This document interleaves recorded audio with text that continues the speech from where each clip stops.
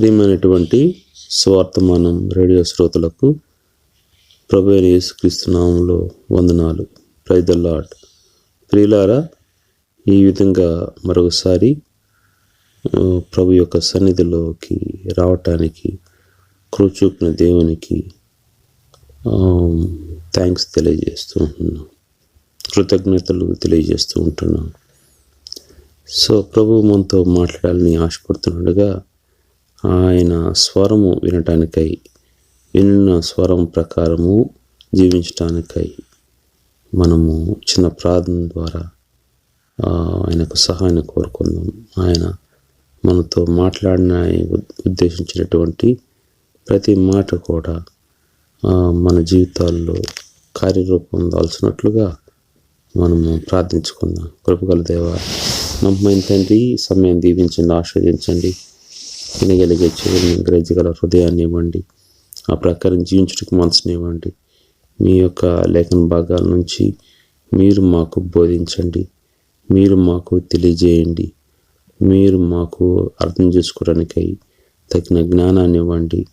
ప్రభువా నా తండ్రి, అనేకమైన అనాలోచనల ద్వారా, అనేకమైనటువంటి ఒత్తిళ్ళలో నా తండ్రి మేము ఉంటున్నప్పుడు మీ కృపలో మమ్మల్ని జ్ఞాపం చేసుకుని ఏ సమయానికి ఏ విధంగా మీ వాక్యాన్ని మాకు అందించాలో, మీ వాక్యాన్ని మాకు వినిపింప చేయాలో, మీ తలంపుల ద్వారా మమ్మల్ని తృప్తిపరచాలో, మా హృదయాలు తాజాపరచాలో ఆ విధంగా మీరు చూస్తున్న విధానం బట్టి వందనాలు. ఈ సమయంలో ప్రభా నా తండ్రి, ఈ యొక్క రేడియో మాధ్యమం ద్వారా అనేక మంది మీ యొక్క లేఖన భాగాలు వింటూ ఉంటుండగా వారి వినికిల్లో మీ దయగల మాటలను దీవించండి, ఆశీర్వదించండి. వారు ఏ పరిస్థితుల నుంచి వెళ్తుంటున్నారో మాకు తెలియదు, ఏ పరిస్థితులు గుండా వెళ్తున్నారో మాకు తెలియదు, కానీ సమస్తం ఎరిగిన దేవుడవు, చూస్తున్న దేవుడవు నాయన. ఒక్కొక్కరితో మీరు మాట్లాడండి, వారి యొక్క హృదయాలని బలపరచండి, శక్తిని ఇవ్వండి ప్రభా, కృప చెప్పండి. జీవంగా లేసు నామములో అడిగి ప్రార్థించి కనపరిచి వేడుకొనుచున్నాం తండ్రి, ఆమేన్. ప్రియులారా, ఈ సమయంలో లూకా సువార్త 7వ అధ్యాయము 29వ వచనం నుంచి కొన్ని వచనాలు మనం చూద్దాం. మనము చాలా జాగ్రత్తగా మనసు పెట్టి ఆలకిద్దాం. మన యొక్క ఆలోచనలు మన యొక్క నియంత్రణలో ఉంచుతాం. సో 29వ వచనం ఈ విధంగా రాయబడి ఉంది. ప్రజలందరూ సుంకరులను యోహాను బోధ విని అతడిచ్చిన బాప్తిసం పొందిన వారై దేవుడు న్యాయవంతుడని ఒప్పుకొనిరి గాని 30 పరిసయ్యులను ధర్మశాస్త్రోపదేశకులను అతని చేత బాప్తిసం పొందక తమ విషయమై దేవుని సంకల్పమును నిరాకరించిరి. కాబట్టి ఈ తరము మనుషులను నేను దేనితో పోల్చుదును? వారు దేనిని పోలి ఉన్నారు? సంత వీధుల్లో కూర్చుండి మీకు పిల్లన గ్రోవి ఊదితిమి గాని మీరు నాట్యమాడరైతిరి.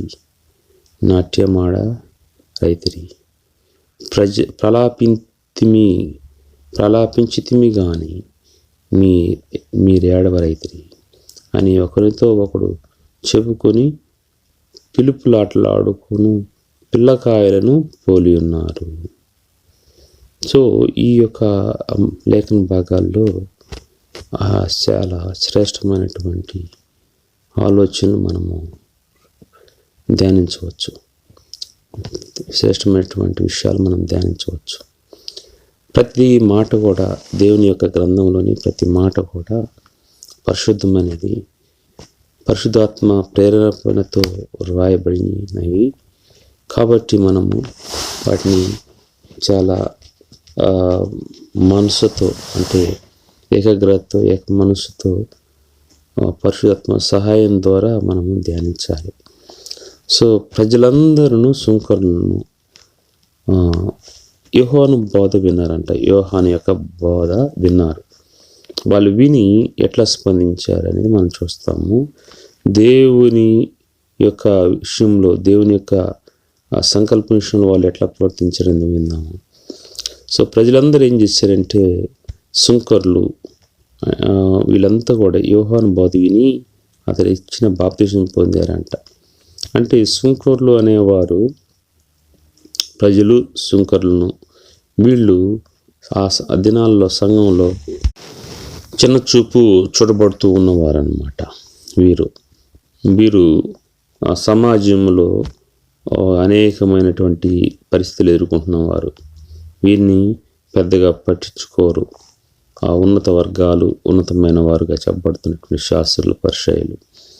సో వీరి యొక్క ఆలోచన విధానం ఆ విధంగా ఉంటుంది కాబట్టి సో ప్రజలందరూ కూడా ఈ సుంకరులు కూడా ఏం చేస్తున్నారంటే ఇటువంటి అంటే చాలా ఇబ్బందికరమైన పరిస్థితుల్లో వెళ్తూ వారి సమాజంలో కూడా త్రోసిబడిన వారుగా, వారు నిరాకరింపబడిన వారుగా ఉంటుండగా సో ఆ సమయంలో యోహాను వారికి సువార్త లేకుంటే పరలోక రాజ్యం గురించి వాక్యం ప్రకటిస్తూ వస్తున్నప్పుడు వారు విన్నారు, నొచ్చుకున్నారు, బాప్తిసం పొందారు.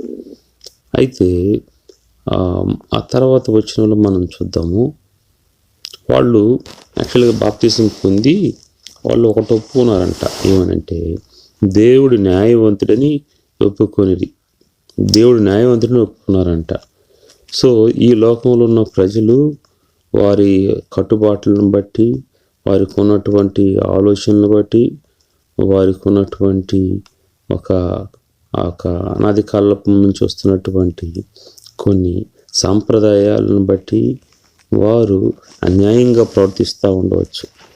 వారికి ఉన్నటువంటి ఫైనాన్షియల్, ఆర్థిక పరమైనటువంటి స్థితిని బట్టి వేరే వేరు ఉద్దేశాలతో ప్రజలని చిన్న చూపు చూడవచ్చు. సుంకర్లు అంటే ఇక ట్యాక్స్ కలెక్టర్స్. సో వారిని చాలా తక్కువ అంచనా వేయవచ్చు. సో అట్లాంటి పరిస్థితులు వారికి ఉంటే శాస్త్రుల పరిచయాలకి. కానీ వీరు దేవుని యొక్క న్యాయాన్ని గుర్తెరిగారు. సో మా పరిస్థితి ఈ విధంగా ఉన్నా, మేము ఈ విధంగా త్రోసివేయబడినా, మేము ఈ విధంగా అంటరాని వారిగా చేయబడినా, మాకు ఎటువంటి ప్రాధాన్యత సమాజంలో లేకపోయినా, కానీ దేవుడు మాత్రం మమ్మల్ని ఎంతో గొప్పగా చూస్తున్నాడు. ఆయన మా ఎడల గొప్ప ఉన్నత ఉద్దేశాన్ని కలిగి ఉన్నాడు అని వారు గుర్తెరిగి వారు అంటున్నారు, దేవుడు న్యాయవంతుడని ఒప్పుకున్నారంటాళ్ళు. ప్రజలు అన్యాయవంతులు అంటే ఇప్పుడు న్యాయవంతుడిని ఎందుకు ఒప్పుకున్నారు అంటే అన్యాయమైనటువంటి వ్యక్తులు, అన్యాయమైనటువంటి జీవితం జీవిస్తున్న వారు, అన్యాయమైన పరిస్థితుల్ని అక్కడ చూస్తూ ఉన్నారు కాబట్టి సో అందువలన వారికి ఏది న్యాయము ఏది అన్యాయం అనే యొక్క రెండింటి మధ్య తారతమ్యం అనేది వారికి తెలిసింది. ఏది న్యాయము ఏది అన్యాయం అనేది వారికి తెలిసిందనమాట. కాబట్టి వారు ఎవరు న్యాయవంతులు అన్నదాన్ని ఒప్పుకుంటున్నారు. దేవుడు న్యాయవంతులని ఒప్పుకున్నారు. మనము కూడా మన జీవితాల్లో కొంచెం మనసు పెట్టి ఆలోచిస్తే ఎవరు న్యాయవంతుడు అనేది మనం గుర్తెరగలుగుతాం. చాలాసార్లు ఈ యొక్క అంటే ఆ ఫలాలు అనుభవిస్తూ ఉంటాం, కానీ ఈ దేవుని ద్వారా మనం పొందుతున్న ఫలాలు అన్నది గుర్తెరగం. ఆ ప్రాధాన్యత, ఆలోచన అనేది రాదు. ఎప్పుడైతే ఆ తారతమ్యం అనేది ఎక్కువగా అనిపిస్తుందో, దాని ద్వారా కొంత అవమానం పొందుతారో, అప్పుడు ఏది న్యాయము ఏది అన్యాయం అనే దాని గురించి ఆలోచిస్తారు. అట్లా కాదు, దేవుడు అన్నీ ఆయన సమయానికి అందిస్తూ అన్ని విధాలుగా ఆయన మనకి చేస్తూ ఉంటే అప్పుడు మనకి దాని యొక్క విలువ తెలియదు. సో అందువల్ల అంటే మీకు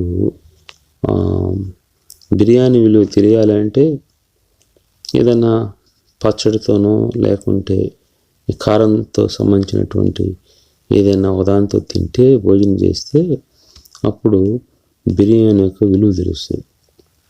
అట్లాగే దేవుడు న్యాయవంతుడని, ఆ న్యాయానికి ఉన్నటువంటి విలువ తెలియాలి అని అంటే, ఆ న్యాయవంతుడని గుర్తెరగాలి అంటే మొట్టమొదటగా మనకు తెలియాల్సింది ఏంటంటే అన్యాయం గురించి తెలియాలి. మనం ఎదుర్కొంటున్న అన్యాయమైన పరిస్థితుల గురించి తెలియాలి. మనం చూస్తున్నటువంటి అసహ్యమైనటువంటి పరిస్థితుల గురించి తెలియాలి. సో ప్రజలు కలుగు చేస్తున్నటువంటి, లేకుంటే ఒక ప్రత్యేక ఒక సెక్ట్ సంబంధించినటువంటి వారు చేస్తున్న దాని గురించి మనం తెలిసినప్పుడు అప్పుడు దేవుని యొక్క న్యాయం అనేది మనకి తెలుస్తుంది అన్నమాట. సో ఈ ప్రజలందరూ సుంకరులు, వీళ్ళు అంటే అదర్ దాన్ శాస్త్రులు, పరిచయాలు అనమాట. సో శాస్త్రులు, పరిచయాలు కానిటువంటి వారు.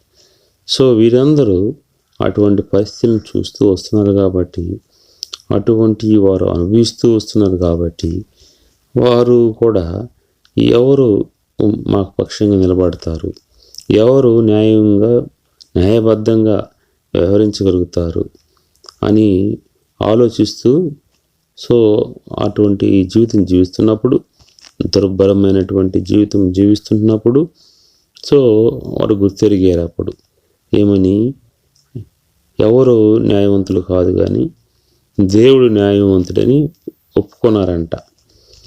తెలుసుకోవటం వేరు, దాన్ని ఒప్పుకోవటం వేరు. కొంతమంది ఎరిగి మౌనం ఉంటారు కానీ ఒప్పుకోవటం అనేది అది తర్వాత స్టెప్ అన్నమాట.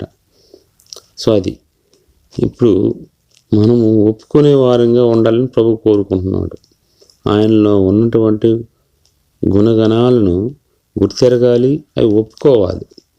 సో ఒప్పుకున్నప్పుడు మనము ఘనమైన కార్యాన్ని చూస్తాము. దీనిపై ఇది ఒక ఆరాధన పాయింట్గా కూడా మనం చూడవచ్చు. ఆరాధన సంబంధించింది. ప్రభు నీవు న్యాయవంతుడవు, ప్రభు న్యాయవంతుడని మనము ఆరాధించాలి. ఆ విధంగా ఆరాధించినప్పుడు ప్రజలు కూడా దాని గురించి ఆలోచిస్తారు. న్యాయవంతుడు అంటే వారు ఎదుర్కొంటున్నటువంటి అన్యాయాలు గుర్తొస్తాయి వారికి. సో వాటన్నిటిలో కూడా ఈయన న్యాయవంతుడు, మన పక్షం వాదించేవాడు, మన పక్షంగా నిలబడేవాడు. ఈయన ఎంతమంది వారి పక్షంగా ఉన్నారు, ఎంతమంది వీరి పక్షంగా ఉన్నారు అన్న మంది గురించి ఆలోచించడు. మంది గురించి ఆలోచించినటువంటి మహాదేవుడు ఈయన. ఎవరు ఏ విధంగా ఉన్నారు అని ఆలోచిస్తాడు, వారి హృదయాలు ఏ విధంగా ఉన్నాయి అని ఆలోచిస్తాడు. దాన్ని బట్టి మన పక్షంగా ఒక్కరున్నా ఆయన ఉంటాడు, 100 మంది ఉన్నా ఆయన ఉంటాడు. 100 మంది ఉన్నారని కాదు, ఒక్కడు ఉన్నాడని కాదు, కానీ అతను న్యాయవంతంగా ఉన్నాడు అంటే న్యాయపక్షమున న్యాయంగా జరగాలని న్యాయాన్ని కోరుకుంటున్నాడు ఆ వ్యక్తి అని ప్రభువుకు తెలిసినప్పుడు ప్రభు అతని పక్షంగా ఉంటాడనమాట. సో ఈ లోక సంబంధించిన వ్యక్తులు జనాభాను బట్టి వారికి ఉన్నటువంటి బ్యాక్గ్రౌండ్స్ బట్టి ప్రాధాన్యత ఇస్తారు, కానీ దేవుడు మాత్రం వారి హృదయం చూసి ఆ హృదయ పరిస్థితులను బట్టి ఏ విధంగా ఉన్నాడని దాన్ని బట్టి ప్రాధాన్యత ఇచ్చి వారి పక్షం నిలబడతాడు. ఈ సత్యాన్ని మనం గుర్తెరగాలి. సరే, ప్రజలందరూ సుంకరులు ఈ విధంగా యోహాను ఇచ్చిన బాప్తీసం తీసుకుని దేవుడు న్యాయవంతుడని గుర్తిగిన వారుగా ఉంటే, ఇంకొక వైపు ఏ విధంగా కాయన్కి ఒకవైపు 2 వైపులు ఎలా ఉంటాయో అలాగే రెండో వైపుగా ఉన్నటువంటి ఈ శాస్త్రుల పరిచయాల గురించి విందాం. 30వ వచనం. పరిచయులను ధర్మశాస్త్రోపదేశకులను అతని చేత బాప్తిసం పొందక తమ విషయమై దేవుని సంకల్పమును నిరాకరించిరి. ఇక్కడ ఒక విషయం గమనించాలి. ఇక్కడ బాప్తిసం పొందుట పొందకపోవట అనే 2 నడుస్తూ ఉన్నాయి. వారేమో ప్రజలందరూ సుంకరులను బాప్తిసం పొందారు. అది దేవుని యొక్క సంకల్పం వారి ఎడల అలా ఉంది. వారి ఎడల దేవుని సంకల్పం అలా ఉంటే, రెండో వైపు ఈ పరిచయులు శాస్త్రులు అనేవారు సంఘంలో చలామణి అవుతున్నవారు, సంఘంలో గొప్పవారని చెప్పుకోబడుతున్నవారు. సో వారేం చేశారంటే దేవుని యొక్క సంకల్పాన్ని, ఏమి సంకల్పము? వారు బాప్తిసం పొందాలనేది దేవుని యొక్క సంకల్పం. నమ్మాలి, బాప్తిసం పొందాలి, ప్రభువారిని నమ్మాలి, దేవుని నమ్మాలి, దాన్ని బట్టి బాప్తిసం కూడా పొందాలి అదే క్రమంలో. సో ప్రభు నమ్మటం అనేది అంతరంగంలో జరిగేది. సో బాప్తిసం ద్వారా ఏంటంటే బహిరంగ నువ్వు సాక్ష్యం ఇస్తున్నావు అని. కాబట్టి ఈ యొక్క బాప్తిసం పొందకపోతే దేవుని సంకల్పము వారి ఎడల ఆ విధంగా ఉంటే వారు ఆ సంకల్పాన్ని నిరాకరించారంట. చూడండి ఎంత పెద్ద తప్పు జరిగిపోయిందో. ప్రియులారా, మన జీవితాల్లో కూడా అనేక సార్లు ఇటువంటి తప్పులు జరుగుతూ ఉంటాయి, మాటికి జరుగుతూ ఉంటాయి. మనము అనేక విషయాల్లో దేవుని యొక్క సంకల్పాన్ని నిరాకరించే వారంగా ఉంటున్నాం. మనము బాప్తిసము విషయంలోనైనా కావచ్చు, మరో ఏదో ఒక విషయంలోనైనా కావచ్చు. ఇక్కడ విషయం ఏంటంటే ఆయన సంకల్పాన్ని అంగీకరించారా నిరాకరించారా అనేది ముఖ్యం. ఇక్కడ వాళ్ళు పరిచయులు ధర్మశాస్త్రోపదేశకులు గురించి రాయబడి ఉంది. అయితే మనము ఏ విధంగా ఉంటున్నాము అనేది మనము పరిశీలించుకోవాలి, పరీక్షించుకోవాలి. దేవుని యొక్క వెలుగులో దేవుడు మీ ఎడల నా ఎడల ఒక ఉద్దేశాన్ని కలిగి ఉన్నాడంటే, ఒక సంకల్పాన్ని కలిగి ఉన్నాడంటే, ఒకవేళ బాప్తిసం మీరు పొందలేదు, మీరు కూడా అదే ఒక బాప్తిసాన్ని పొందకుండా ఆయన మన ఎడల కలిగి ఉన్న ఆ సంకల్పాన్ని నిరాకరించారు అంటే దానికి మనం లెక్క చెప్పాలి. మనము చాలా పెద్ద తప్పు చేస్తున్నట్టుగా మనం గుర్తెరగాలి. కాబట్టి ఇది యొక్క సైతాను సంబంధించినటువంటి ఆలోచన విధానం.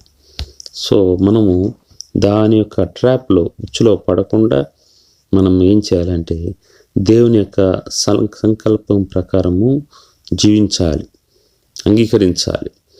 ఇప్పుడు వారు బాప్తిసాన్ని నిరాకరిస్తే అది దేవుని సంకల్పమై ఉంటే, మన ఎడల దేవుని సంకల్పం ఏమైతే ఉందో, ఏమేమి మనం నిరాకరించి దేవుని యొక్క సంకల్పాన్ని నిరాకరించే వారంగా ఉంటున్నామో మనము గమనించాలి. మనము ఒకవేళ దేవుని సంకల్పం మన ఎడల మనం ప్రభు కొరకు సాక్షిగా నిలబడాలి, ఆయన ప్రకటించాలి, ఆయన పాటలు పాడాలి, ఆయన యొక్క పక్షంగా అనేక చోట్ల నిలబడి ధైర్యంగా మాట్లాడాలి అనేది ప్రభు సంకల్పము అయి ఉండొచ్చు.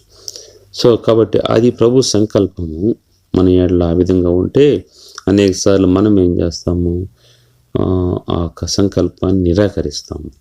అంటే దేవుడు మనలో ఉన్న పరిశుద్ధాత్మ ద్వారా మాట్లాడిస్తూ, పరిశుద్ధాత్మ ద్వారా ప్రేరేపణ కలిగజేస్తూ ఉంటే పరిశుద్ధాత్మ మనము మౌనంగా ఉండమని చెప్తాం, మాట పట్టించుకోము, తెలుసులే అన్నట్టుగా ఉంటాం, పక్కన అట్లా ఉండరాదో అన్నట్టుగా ఉంటాం. ఇది నిన్ను హృదయంలోకి ఆహ్వానించాం కానీ సో వచ్చిన తర్వాత సో అంతవరకే ఉండు, ప్రతి దాంట్లోకి ఎందుకు వేలు పెడుతున్నావు అన్న ఆలోచనతో ఉన్నట్టుగా ఉంటాం. కాబట్టి ఒకవేళ ప్రభుని నీ హృదయంలోకి ఆహ్వానించి, అంటే పరిశుద్ధాత్మని హృదయంలో నివసించడానికి, పరిశుద్ధాత్మ నిన్ను ప్రేరేపించటానికి దేవుడు ప్రభువారు నీ హృదయంలో ఉండి నీ జీవితం మీద పూర్తి అధికారం కలిగి ఉండాలి అంటే నువ్వు విధేయత చూపాలి, ఆయన యొక్క సంకల్పాన్ని నువ్వు అంగీకరించాలి. ఆయన నిరాకరించిన విధంగా ఉంటే దానికి మనము చాలా నష్టపోతాం. ఆ క్రియ వలన ఆయన యొక్క ఆలోచనలను మనము తిరస్కరించిన వారంగా, ఆయన యొక్క సలహాలను మనం తిరస్కరించిన వారంగా ఉంటాం. సో ఇక్కడ ఏమంటున్నాడంటే మనం బాప్తిసం పొందారంట ఒక గ్రూపు, మరో గ్రూప్ ఏమో బాప్తిసం పొందకుండా అది దేవుని యొక్క సంకల్పం వారి ఏళ్ళ ఉంటే దాన్ని నిరాకరించారంట. కాబట్టి మనం ఏ విషయాలైతే దేవుని యొక్క సంకల్పాన్ని నిరాకరిస్తున్నామో మనం పరీక్ష చేసుకోవాలి. ఆ విధంగా నిరాకరించి మనము నష్టపోకూడదు, నిరాకరించి ప్రభువుకు దూరంగా వెళ్ళకూడదు. కాబట్టి అంగీకరించాలి. మహాకాశంలో పట్టజాలన్నటువంటి ప్రభువారు మన గురించి అంతగా ఆలోచించాల్సినటువంటి అవసరం ఉంది. ఆయన మన ఏళ్ళ ఆలోచించి ఈ విధంగా నా పిల్లలు ఉండాలి అని ఆలోచించాల్సిన అవసరం ఉంది. కానీ ఆయన రూపంలో ఆయన పోలుకు చొప్పున మనం సృజించాడు కాబట్టి సృష్టిలో ఉన్నటువంటి ఏ ఒక్క సృష్టి కూడా, ఏ క్రియేషన్ కూడా ఆయన రూపంలో సృజించబడలేదు, ఒక మనిషి మాత్రమే. కాబట్టి ఆయన మన యెడల ఒక ప్రత్యేకమైనటువంటి ఉద్దేశాన్ని కలిగి ఉన్నాడు. ఆ సత్యాన్ని గమనించాలి. అందుకని ఆయన ఏం చేస్తూ ఉన్నాడంటే మన యెడల సంకల్పాలు కలిగి ఉంటున్నాడు. సో మనము నిరాకరించకుండా అంగీకరించే వారంగా ఉండాలని ప్రభు కోరుకుంటున్నాడు. కాబట్టి ఇక్కడ ఈ యొక్క సందర్భాన్ని ఆయన సంకల్పాన్ని అంగీకరించటము, నిరాకరించటము అనే వాటిని బేస్ చేసుకొని, ఆధారం చేసుకొని 31వ వచనంలో ఈ విధంగా చెప్తూ ఉన్నాడు. వారి పరిస్థితి ఏ విధంగా వివరిస్తున్నాడు. కాబట్టి ఈ తరము మనుషులను నేను దేనితో పోల్చుదును, వారు దేనిని పోలి ఉన్నారు. సో సంత వీధుల్లో కూర్చుండి ఉండి మీకు పిల్లన గ్రోవి ఊదితిమి.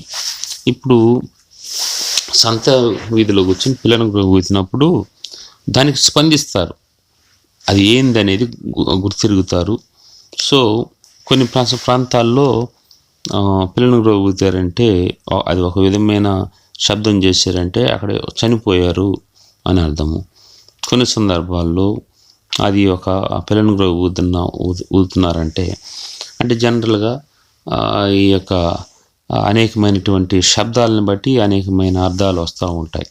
ఇప్పుడు ఇంకొకరు బోర ఊదారంటే సో అది యుద్ధానికి పిలుపు.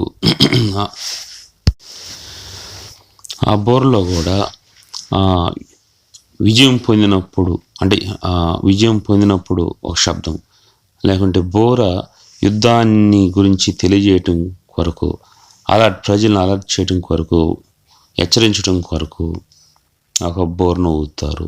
ఇట్లాగా విజయధ్వని వేరు, రకరకాల వాటికి రకరకాల శబ్దాలతో తెలియజేస్తూ ఉంటారు.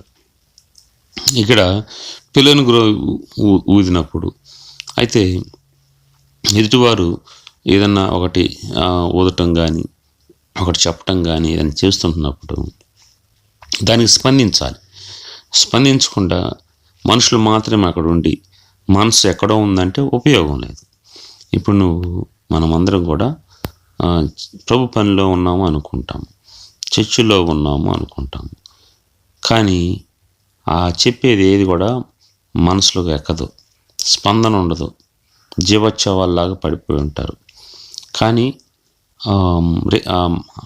మానకుండా రెగ్యులర్గా సంఘాలకు వెళ్తూ ఉంటారు, కొన్ని కార్యక్రమం అంటే కొన్ని పరిచర్లకి వెళ్తూ ఉంటారు. నువ్వు వెళ్ళటమే కాదు, దాని ప్రకారము స్పందించడానికి అంటే దేవుడు ఏం చెప్తాడో దానికి స్పందించాలి. స్పందించకపోతే అటువంటి వ్యక్తుల యొక్క జీవితం ఎట్లాంటిదంటే, ఇప్పుడు ప్రభు అందుకనే ఒక ఉదాహరణ తీసుకొస్తూ సంత వీధుల్లో ఉన్నప్పుడు ఎవరైనా పిల్లలను ఊదితే ఆ పిల్లలను ఊదినప్పుడు నాట్యం ఆడాలి, అది స్పందన. సో కానీ అటువంటి స్పందన లేదు, అక్కడ ఉండట్లేదు అన్నమాట. మన జీవితాల్లో కూడా సో దేవుడు అనేక విషయాలు తెలియజేస్తున్నప్పుడు స్పందించం. ఆయన ఏం మాట్లాడుతున్నాడో దాని పెద్దగా పట్టించుకోం అనే దేవుడి ఉద్దేశం ఏంటంటే మనము స్పందించాలి. ఇంకోటి ఏమంటున్నాడు, ప్రలాపించితిమి కానీ మీరా ఏడవరైతరి. ఇప్పుడు ఏడ్చేవారింటికి పోయి ఏడవండి, నవ్వేవారింటికి పోయి నవ్వండి. సో ఎవరు ఏం చేస్తుంటే అంటే పాపం చేసేవాడితో పాపం చేయమని అర్థం కాదు. అక్కడ ఉన్న పరిస్థితిని బట్టి మీరు స్పందించాలి. అట్లా కాకుండా ఒక ఏడ్చేవారింటికి పోయి మీరు నవ్వారనుకో, సో అప్పుడు పరిస్థితులు ఎట్లా ఉంటాయో ఆలోచించండి. వివాహం జరుగుతూ ఉంది, అక్కడ పోయి మీరు ఏడుస్తూ ఉన్నారనుకో, సో అప్పుడు మీరు ఆ పరిస్థితులు చూడండి ఎట్లా ఉంటాయో. కాబట్టి మీరు స్పందించండి. ఎక్కడ ఏ విధంగా స్పందించాలో ఆ విధంగా స్పందించాలి. కానీ మీరు ఆ విధంగా చేయట్లేదు, మీరు రివర్స్ చేస్తూ ఉన్నారు. సో దేవుని సంకల్పం, మీరు ఈ పని చేయాలి, మీరు దేవుని కొరకు అద్భుతంగా వాడబడాలి, దేవుని యొక్క వాక్యం స్వార్థ ప్రకటించాలి, మీరు అనేక మందికి బాప్తిసం ఇవ్వాలి, అనేక మంది జీవితాల్లో మీరు ఒక పాత్రగా వాడబడి వారిని ప్రభువుకు నడిపించాలి అన్న దేవుని సంకల్పం. అప్పుడు ఆ సంకల్పాన్ని మీరు నిరాకరించారు. ఇప్పుడు కాదు, నేను చెప్పలేను, నాకు అలవాటు లేదు, నాకు భయము, తప్పులు పోతాయేమో, మళ్ళీ ఎవరైనా చూస్తారేమో, ఏదైనా జరుగుద్దేమో, అక్కడ ఎవరైనా చెప్తారేమో, ఇవన్నీ ఎన్నో ఆలోచనలు ఉంటాయి. నాకు తెలుసు, అనుభవిస్తున్న వారికి ఈ ఆలోచనలన్నీ కూడా మనల్ని దేవుని యొక్క సంకల్పం నుంచి మనము తప్పించబడేవారుగా, ఆయన సంకల్పాన్ని, ఆయన మన ఏళ్ళ కలిగి ఉన్న సంకల్పాన్ని నిరాకరించేవారుగా ఉంటాయన్నమాట. ఆ విధంగా ఉండకూడదని మనందరం కూడా కోరబడుతూ ఉన్నాం. ప్రభు యొక్క కృప మనతో విస్తారంగా ఉంది కాబట్టి మనం తప్పించబడుతున్నాం. ఒకవేళ పాత నిబంధన అటువంటి పరిస్థితుల్లో ఉంటే, కొత్త నిబంధన లేకుండా ఉంటే మన జీవితాలు ఏ విధంగా ఉండాయో మనకు బాగా తెలుసు. ఈ విధంగా చెప్పడానికి నేను ఉండేవాడిని కాదు, వింటూ మీరు ఉండేవారు కాదు. సో అటువంటి పరిస్థితుల నుంచి దేవుడు తప్పించి కృపా యుగంలోకి మనం తీసుకొచ్చి ఎన్నో అవకాశాలు ఇస్తున్నప్పుడు మనం వాటిని సద్వినియోగం చేసుకోవాలి. ఆ అవకాశాలు మనం ఉపయోగించుకోవాలి.